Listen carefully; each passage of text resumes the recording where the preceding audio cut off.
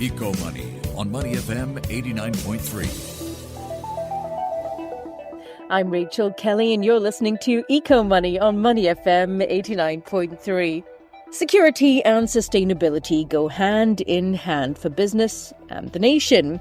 This was highlighted in two key sustainability areas of this year's Singapore National Budget, which rolls out the first instalment of the Forward Singapore programs. Now, Deputy Prime Minister Lawrence Wong delivered his third annual budget speech in Parliament on February 16th, and in it he highlighted that for firms to be competitive, they also need to embrace sustainability. SMEs today sometimes still treat sustainability as an additional imposition and cost. But going green can be a competitive advantage because the MNEs are already looking to reduce their carbon footprint and they expect their suppliers to do the same.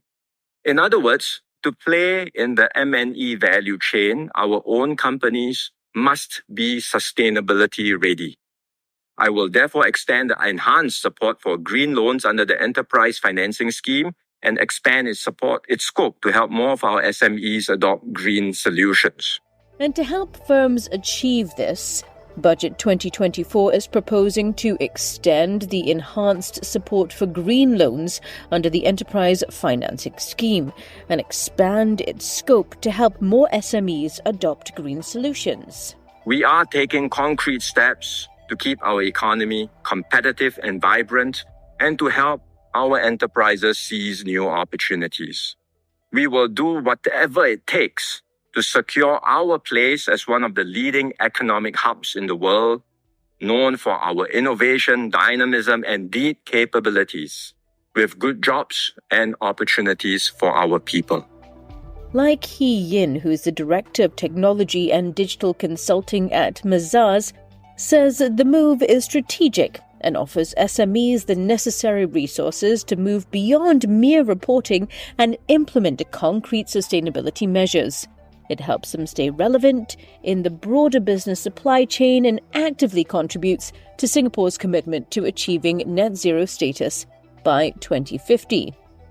Lai adds that, in essence, the extended budgetary support signifies a call to action for SMEs.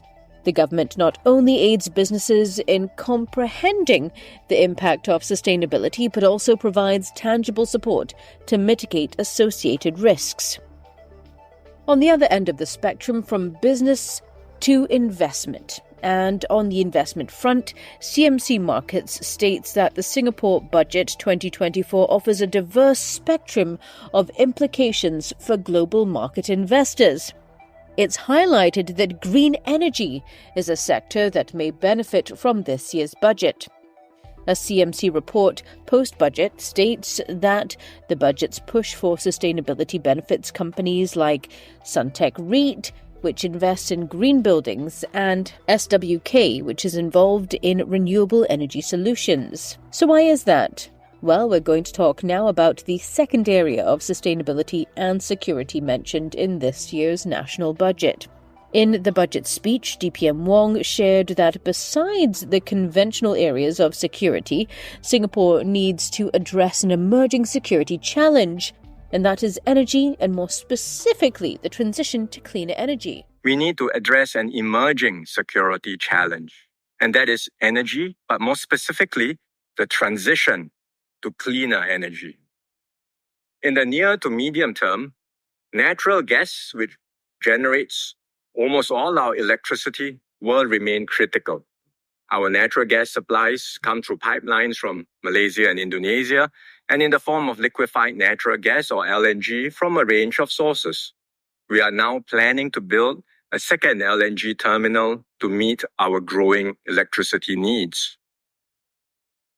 Natural gas is the cleanest of all fossil fuels, but we will not be able to achieve net zero if we continue to rely solely on natural gas.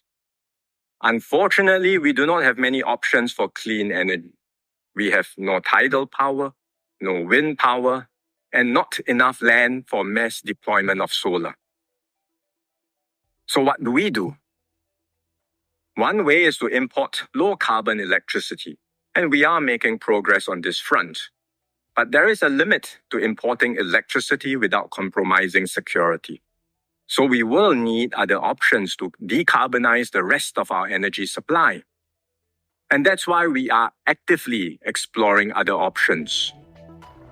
To plug this gap, DPM Wong announced the setup of a future energy fund with an initial injection of $5 billion. Irene Tai, who's the Energy Utilities and Resources Transport and Logistics Tax Leader at PW Singapore, says, "Get it done." That's what DPM Wong has stated. She says the government's resolve to transition to clean energy is undeniable, and this 5 billion Singapore dollars Future Energy Fund is a strong catalyst for the development of the clean energy ecosystem, and she hopes that this provides opportunities for Singapore-based companies to explore new areas of growth. Hydrogen has the potential as a clean fuel. For now, it is still technologically nascent, costly, and risky.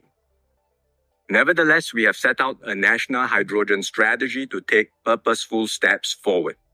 We will start by testing and deploying ammonia, which is a hydrogen carrier, for power generation and bunkering on Jurong Island.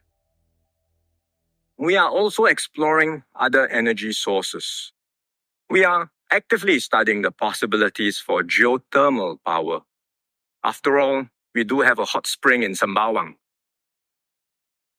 But we will need very deep drilling to assess the potential, and it really remains to be seen if this will be viable. Further out in the future, we do not rule out nuclear power. Nuclear technologies are advancing rapidly, with smaller, safer, and more fuel-efficient designs. We will build up our capabilities so that we can critically assess the evolving technologies in this space and decide on the feasibility of nuclear deployment one day in the future.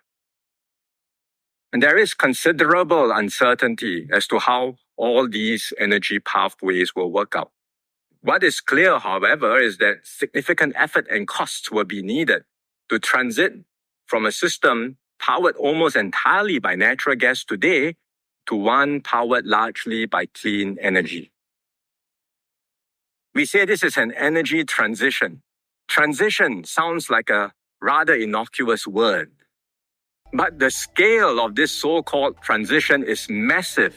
That was DPM Wong speaking at this year's Singapore National Budget. Overall, market watchers say Singapore Budget 2024 presents a forward-looking approach designed to bolster the economy, support workforce development, and ensure the country remains a competitive global player in the coming years. So, from the eco-money perspective, opportunity there for SMEs going green, as well as investors looking to fish for green opportunities.